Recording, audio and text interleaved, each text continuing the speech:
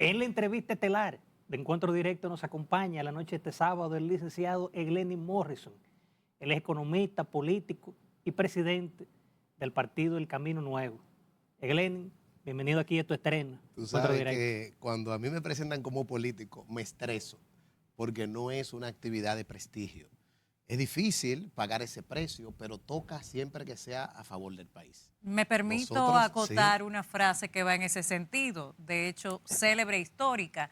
Si el honor fuera rentable, todo el mundo fuera honorable, de manera que es algo propio de la convicción y del eje moral de cada persona. eso es muy cierto y lo comparto con usted.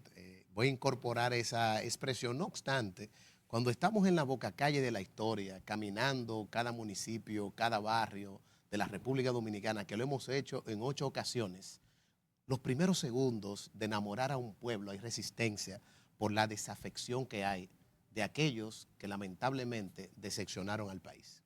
Sí, es. La pregunta más Eh, importante sería, ¿por qué ocurrió tal decepción y qué correctivos de lugar se están ejerciendo? Primero hay una profunda falta de fe. Hay una lamentable crisis de liderazgo en la República Dominicana. Las acciones de los hombres y las mujeres que han antecedido nuestra generación son muy cuestionables. La falta de solución a los problemas del país, una gran, si se quiere, situación acumulada de deuda con la sociedad y un ejercicio que muchas veces ha procurado el beneficio individual y no el colectivo. Son esos, si se quiere, el caldo de cultivo para que casi la mitad del país no votara. No obstante, en las encuestas que realizamos con frecuencia desde el partido Camino Nuevo, el 67% de la República Dominicana desea algo nuevo, desea un nuevo despertar. Y eso se hace cercano a la gente, con propuestas, con mucha resistencia y con la resiliencia de los no, que lo convertimos en nuevas oportunidades cada vez que nos acercamos a la gente. Eglenis, hablando con el economista, un tema que estuvo vigente fue justamente lo de la reforma fiscal. Vimos un país que estaba en contra de ese tema, principalmente por el tema inversión del bolsillo, la clase media, especialmente los pobres. Vimos que también se formaron cacerolazos, vista pública. En la misma semanal del presidente de la República, la semana pasada ese fue el tema de debate. Yo quiero que tú hagas una panorámica, una radiografía al respecto, ya que también el presidente de la República la semana pasada mandó a sacar la pieza del Congreso. ¿Qué tú ves? Mira, quizás en este momento no le esté hablando al presente, sino al futuro. Quizás en este momento esté conversando desde la cámara, la huella digital de estos programas, con mi nieto Ezequiel de 11 meses, que cuando pasen los años irá a buscar las acciones de su abuelo, que soy yo, y podrá darse cuenta con mi respuesta que estuve del lado correcto de la historia. ¿Y cuál es ese? Aquí es la existencia de una ley, la ley 1-12, que habla de la Estrategia Nacional de Desarrollo, que desde el año 2012 procuraba que paulatinamente se fuera generando las decisiones de política fiscal para mejorar la presión fiscal en la República Dominicana. Ese no fue lamentablemente el accionar de la clase política que cerró un ciclo, la del pasado, la que no puede volver. Sí, yo les puedo decir que faltó pedagogía social en el ejercicio de poder comunicar ese paquete de proyecto de modernización fiscal. Yo te pongo un simple ejemplo. El IPI, que generó todo un escándalo, y yo hice un ejercicio no solamente como economista, sino como ciudadano. Si un colmadero genera los ahorros y logra tener el capital para sacar su casita de 5 millones de pesos y de repente le quieren poner un porcentaje de pago, pero yo hice el ejercicio siguiente. Si la calle no es tan asfaltada, eso no afecta la salud de ese hogar. Si no hay energía eléctrica servida con calidad y con frecuencia de manera permanente, no afecta la calidad de vida de esos ciudadanos.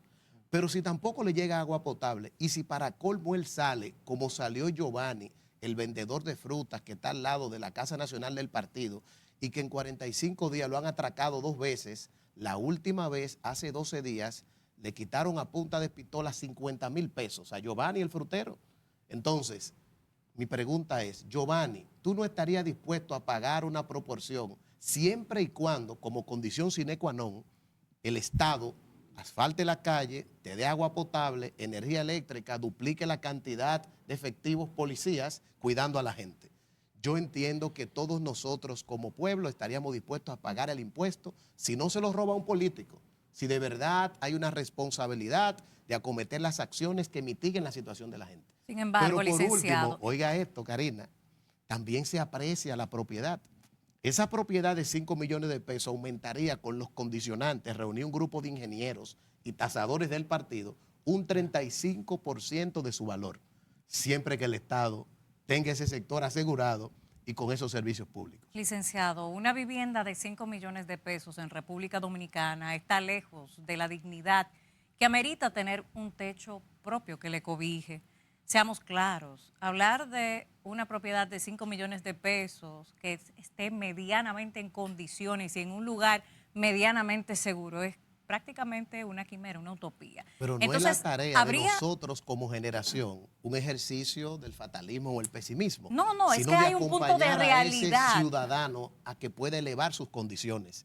Y pudiéramos Licenciado. nosotros inclusive pensar en una persona como Amartya Sen, Premio Nobel de Economía, que fue el que creó el informe de desarrollo humano, que dice que tiene que existir la libertad de elección. Usted es economista y sabe que las matemáticas son exactas. Entonces, ahí no hay interpretaciones, hay una realidad. Cuando el pueblo no tiene el retorno de la carga ya tan pesada, impositivamente hablando, está claro que a lo largo de los años, como ha sido el ejercicio político que ha caracterizado a la población dominicana, hasta tanto no haya un cambio concreto y real en ese esquema, el pueblo dominicano no está dispuesto a que cambie esa perspectiva y no por un pesimismo, sino por una realidad que por décadas le ha quejado. Así que vamos a otro punto en ese mismo Pero después de sentido. usted acometer un punto de vista tan inteligente, permítame decirle que hay señales. Nadie está dispuesto a hacer un sacrificio si el primero que no siente el ejemplo es el mismo gobierno que está imponiendo medidas insostenibles. ¿Por qué lo decimos? Por ejemplo, para no irnos muy lejos, porque el ejercicio político a través de los diferentes gobiernos, no nos referimos a un partido político en particular, sino el ejercicio político en la República Dominicana. ¿Cuál ha sido? Muy parecido al de esta gestión.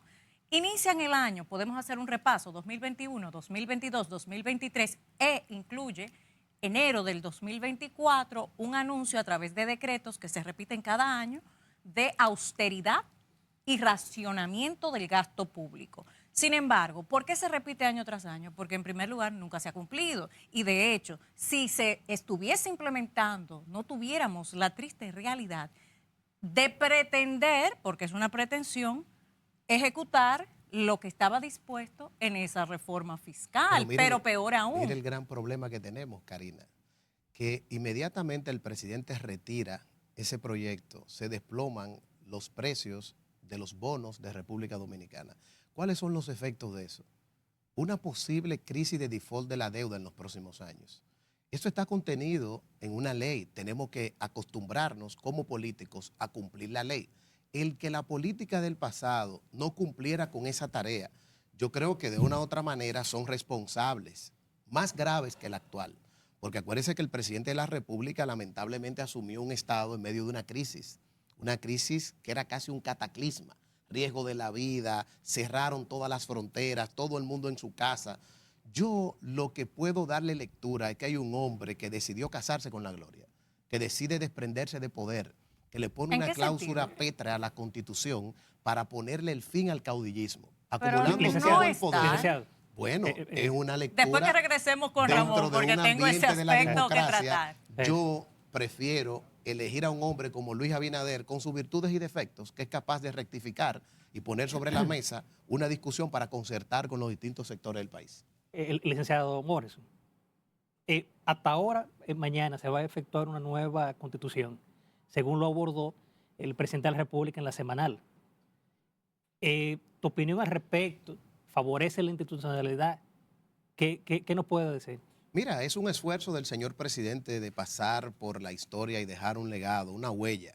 Y yo creo que es importante lo que sucede en la sociedad dominicana, que se fue a hacer una incisión breve para poder acometer un esfuerzo que muchos pudieran entender que mañana llega alguien con la misma cuota de poder y puede sacar eso que dice la cláusula pétrea, pero se va a encontrar la sociedad de pie. No podemos acostumbrarnos que tengamos políticos que entiendan que son eternos. Aquí tenemos actores de la vieja política que ya gobernaron y desean quedarse y volver y después, lamentablemente, lo digo con responsabilidad, tener un sistema monárquico que lo hereden sus hijos. Eso no es democracia. En una crisis como la que nosotros tenemos, hay que darle cabida y espacio a cualquier dominicano, no importa su origen, que pueda inspirar una nación y aspirar a cualquier cargo público. Creo que ese es un legado importante, más el esfuerzo de fortalecer la independencia de la justicia, tratando de que el proceso de selección del procurador o la procuradora de la República pudiera perfectamente elegirse en un, si se quiere, componente más democrático. La unificación de las elecciones en perspectiva hacia el 2032 para poder educar a la gente respecto al voto electrónico. Yo creo que son importantes decisiones que respaldamos y estamos muy felices, porque yo que soy hijo de 2 maestros de escuelas públicas, pudiera perfectamente en las próximas elecciones presentarme a cualquier cargo público sin que se presente una vez más un presidente, como lo intentó Danilo Medina, que tuvo que recibir una llamada de Pompeo que viola nuestra soberanía como pueblo. Para ser más específico sobre la reforma constitucional, usted refería el tema del caudillismo y de que con la llamada cláusula pétrea, que es de intangibilidad, no habría manera de que se pueda con tanta facilidad alterar la reelección presidencial, como ha sido histórico en la República Dominicana. Sin embargo, debo diferir en sentido común porque, de hecho, cuando se estaba discutiendo en el Congreso Nacional, lo primero que todos fuimos testigos es que de esos congresistas que supuestamente representan nuestros intereses, o sea, del pueblo de la República Dominicana, excluyeron el referendo aprobatorio que la misma Constitución establece como el mejor y más firme de los candados. De manera que en el momento en que venga otro mandatario que tenga una popularidad lo suficientemente alta o representación mayoritaria congresual, como es el caso de Abinader en este caso, podrá hacer lo propio. ¿Por qué? Porque en primer lugar no lo hizo con la validación del más grande candado, que es el pueblo, de manera que asimismo cuando venga otro no necesita hacerlo con el pueblo y lo puede modificar. Como partido respaldamos la una observación ley, antes de entrar a ese punto, dejando afuera al pueblo, que es la representación de la democracia, y con lo que bautizó Luis Abinader, esta reforma constitucional que fue lo que él llamó un blindaje a la democracia, pero tú no puedes proteger la democracia si está ausente de lo que constituye la democracia, que es el pueblo. No hay razón legítima para dejar al margen de una discusión popular al pueblo. Eso es un contrasentido. Y por otro lado, el tema de que se sacrificaría en no reelegirse, pero hay que recordar que la vigente Constitución se lo impide y la nueva Constitución simplemente repetirá lo propio. De todos modos, es perfectible la democracia. Nosotros respaldamos lo que usted señala. Nosotros como actores de la nueva política quisiéramos que pudiéramos aportar el día que Dios haga el llamado y tengamos el encuentro con el Padre. Habremos pasado por la política dominicana empujando esas iniciativas, pero para ello, ¿qué se necesita? Se necesitan instrumentos de la democracia, partidos políticos que, como el Camino Nuevo, forma una nueva generación en su escuela de formación política, los capacita, los invita a que participen como diputados, regidores, senadores, y que en el año 2028 se comience a dar un giro de quiénes son los actores de la política, que podamos invertir la pirámide del liderazgo, que Cándida en Sánchez pueda ser diputada, la presidenta del partido allá, que es una enfermera humilde, pero es la que despierta el amor en la gente y tiene esa vocación, que la maestra Daigelis en Montecristi, que es la presidenta del partido, y cada una de las presidentas del partido, en las 32 provincias, hay una mujer con talento y formación que es presidenta del partido político. Nosotros con nuestro testimonio estamos tratando de empujar una mejoría de la sociedad dominicana y una democracia que pueda ser más perfecta. Eleni, con tu permiso y el de los amables televidentes, nos vamos a una pausa y volvemos en breve con la entrevista estelar de Encuentro Directo.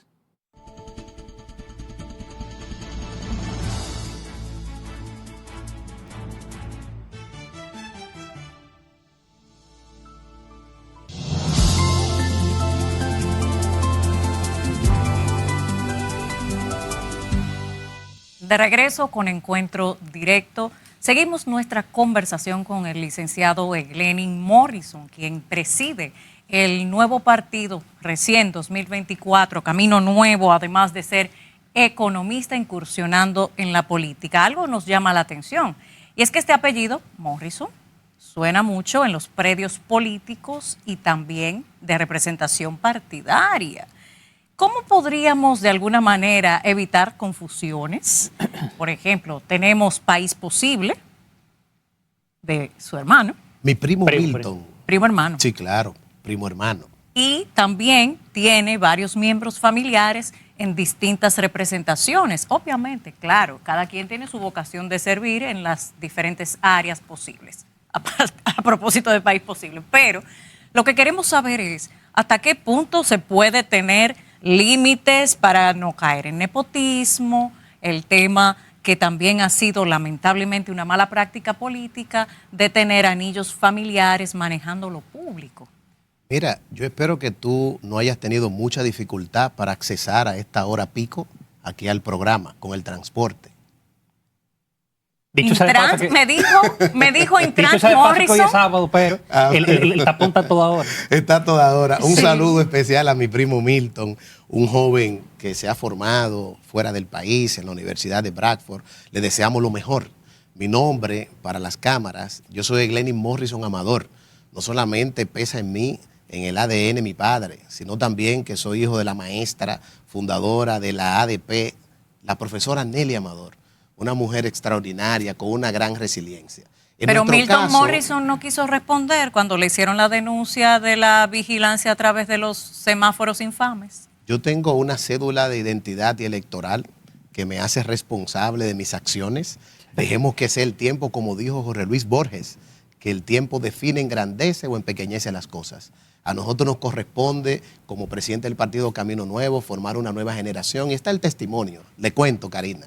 Jennifer Escaño llegó a este proyecto siendo asistente de una idea, de un sueño, como lo expresó quizás una vez Martin Luther King Jr. Yo tuve un sueño, decía él en su cita, de que un día sus 4 pequeños hijos no sean juzgados por el color de su piel, sino por la consistencia de su carácter. Y Jennifer vino a empujar una visión. Hoy, sin ser hermana, ni prima, ni amiga, yo no la conocía, sino fruto de su talento. Es la vicepresidenta del partido. A través de una asamblea constitutiva, una unanimidad, toda la dirigencia de los caminantes, que es el gentilicio, respaldaron a una joven de 30 y pico de años, y hoy es un orgullo para nosotros y para el país ese producto. Así te puedo citar cientos de casos. En este partido, el Camino Nuevo, no hay ningún otro Morrison. Mi hijo más pequeño, Marcos, quiere ser pastor. El mayor quería ser pelotero. No le gusta la política. O sea que tiene la Y el suerte nieto 11 del país. meses. Y el nieto Ezequiel tiene 11 meses. Lo que quiero decirle que si nosotros estamos desarrollando a la gente y que entendemos que en la República Dominicana hay una gran deuda acumulada. Queremos dejar una impronta, no creemos en los modelos monárquicos, que es lo que vemos en el resto de los partidos políticos. Solamente hay que ir al Congreso Nacional, ahí están los hijos de los exministros, de los exdiputados, de los exsenadores. Yo soy hijo de 2 maestros de escuelas públicas y sí tengo el sueño de dejar un país mejor. Gleaning, ¿cuál es tu opinión, también del partido en sentido general, sobre el tema haitiano, la inmigración ilegal, el tema de salud? ¿Qué opinión te merece? Me gusta la pregunta porque nosotros no hemos construido un partido político desde el aire acondicionado. Nosotros es bueno que ustedes sepan que hemos visitado en 8 ocasiones las 32 provincias y de manera personal en esas 8 ocasiones visité 2 veces los 158 municipios de la República Dominicana. Un trabajo arduo, sin corbata y sin sacos, con t-shirts, con un jean, dando la cara, comiendo chenchen. Hemos podido también aumentar un poco de peso en esa ingesta calórica del amor que nos da la gente. Por eso yo te puedo decir que he podido levantar una gran preocupación de un proceso grave de haitianización de la sociedad dominicana. Felicitamos al presidente que hace apenas un mes decidió cancelar al anterior director de migración. Ahí había una corrupción insoportable. Yo mismo escuché testimonio de gente que a pesar de estar legal, o por su fenotipo, o por un tema racial, o porque evidentemente no estaban en las condiciones de legalidad, le quitaban de 8 a 16 mil pesos. Qué bueno que el presidente ha generado una nueva esperanza al designar al contraalmirante y él mismo le abrió a sus filas y le dijo que era inaceptable la corrupción. Aquí hay una ley, es tan sencillo como cumplir la ley. El tema haitiano no puede ser que República Dominicana siga cargando. Nosotros, de manera enérgica, rechazamos cualquier intento de injerencia. Por eso vimos muy bien que el señor canciller hace unos días esta semana también fijó posición, que dejar eso así era como tener la frontera abierta, que se repatrien todos los ciudadanos extranjeros ilegales. Vamos a tomar como punto de referencia la frontera abierta que precisamente en estos días el canciller estaba proclamando a todas las naciones del mundo, porque ese es el Foro Mundial.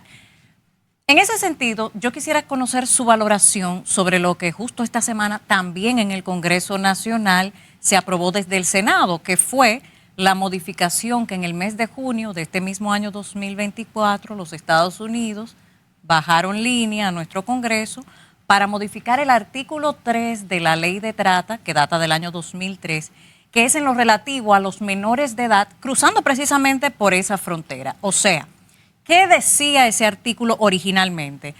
Que todo menor de edad que cruce la frontera, al igual que los adultos, si son víctimas de trata y de todas las manifestaciones conexas, debe de demostrarse la fuerza, coacción, fraude, etcétera. Todo lo que hace que podamos tipificar como delito el delito en cuestión. Sin embargo, los Estados Unidos mandaron una línea de que se modificara para que no haya que probar precisamente la coacción, el fraude, la fuerza, que determinarían que se trata de un delito de trata y simplemente por la simple denuncia acogerlos como víctima de trata y ofrecerles todos los derechos y garantías del lugar. ¿No es esto dejar literalmente las fronteras abiertas? Nosotros rechazamos cualquier intento de injerencia de cualquier país, llámese como se llame. La soberanía de la República Dominicana no puede estar en las manos de nadie.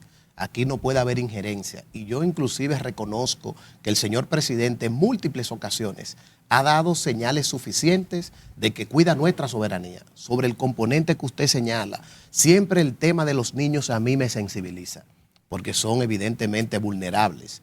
Todo lo que procure, y más si somos signatarios de derechos universales, el tema de cuidar a un niño que puede estar siendo fruto de un ejercicio tan desdeñable como la trata, nosotros como partido entendemos que hay que poner sobre la mesa con mucha delicadeza ese tema.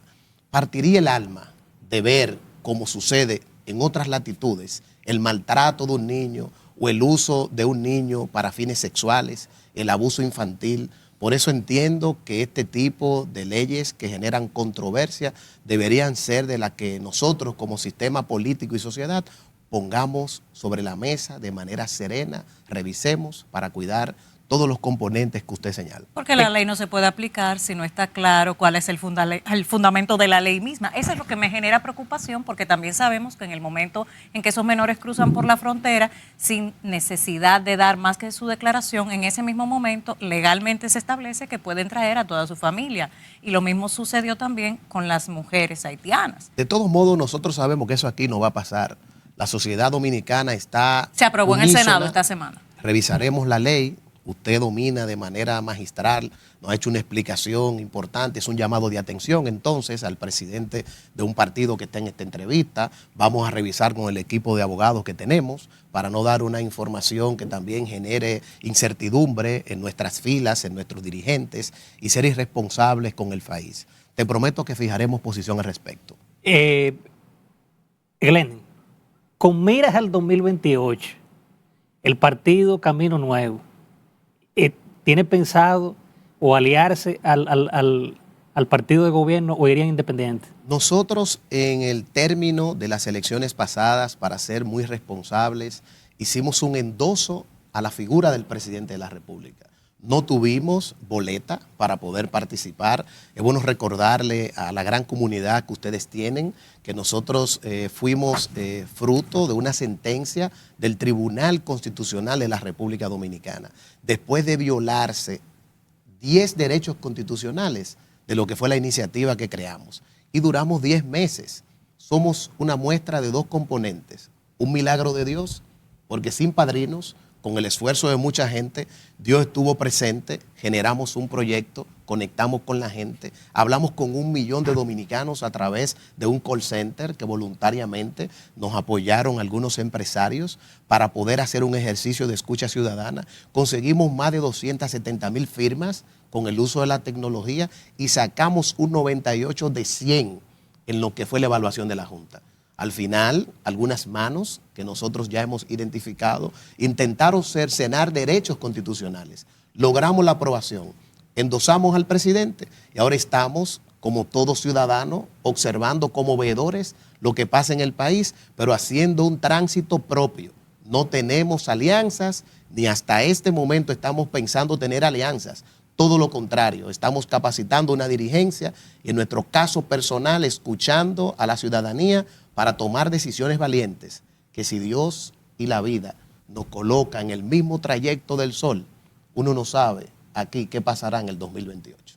A propósito de la configuración partidaria, la vida política nacional, el desafecto que usted llamó en el bloque anterior de ciudadanía, partidos, etcétera. Todo eso ha llevado a un punto tan crítico que en las pasadas elecciones de la República Dominicana el nivel de abstención superó la mitad de la población votante. Eso es sumamente alarmante y hace que nos cuestionemos sobre la democracia como tal y la calidad, que es lo que lo mantiene como una maquinaria activa y dinámica. ¿Considera usted que la proliferación de partidos políticos fortalece esa democracia o representación popular cuando el pueblo no está siendo identificado o representado propiamente por el sistema partidario? Me gusta su pregunta y me obliga a decir que nosotros mismos somos un club de decepcionados de la política.